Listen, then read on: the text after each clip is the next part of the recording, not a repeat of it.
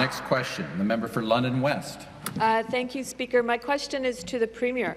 Yesterday, the Premier stated that he didn't want to delay urgent reforms desperately needed in long-term care. Speaker, he doesn't have to delay.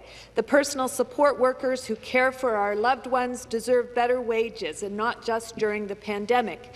They deserve full-time jobs at one facility instead of cobbling together multiple part-time shifts, potentially spreading infection from one home to the next. This was a recommendation of the SARS Commission, and it's the right thing to do. Speaker, will the government act right now to permanently increase PSW wages and mandate permanent one-facility staffing placements in long-term care? Minister of Long-Term Care to reply. And thank you for the question. I don't think my mic is on. There we go. So thank you for the question.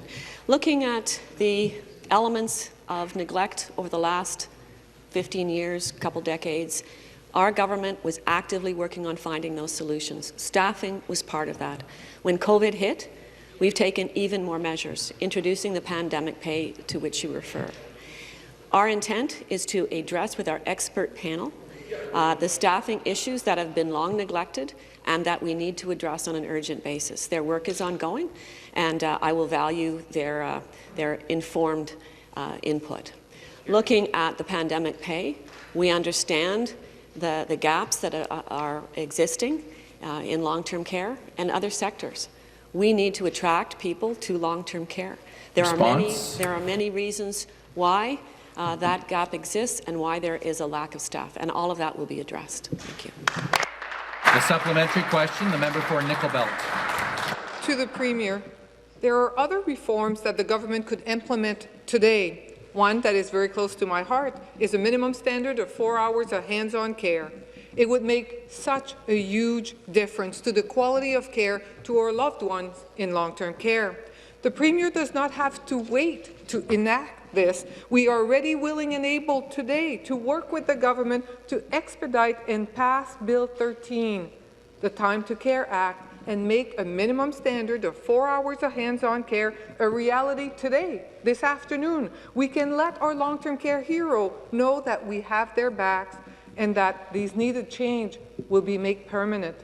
Will the Premier work with the opposition, pass Bill 13, the Time to Care Act, legislate a minimum standard of 4 hours of hands-on care and the employment standard for long-term care hero?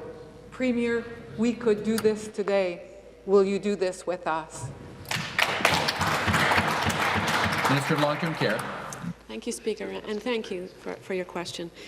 Looking at the care in our long-term care homes, as soon as we became a dedicated ministry in the summer of last year, we looked at resident-centred care. Our vision was for a 21st century long-term care system that was rehabilitated, modern design standards, more care around the residents.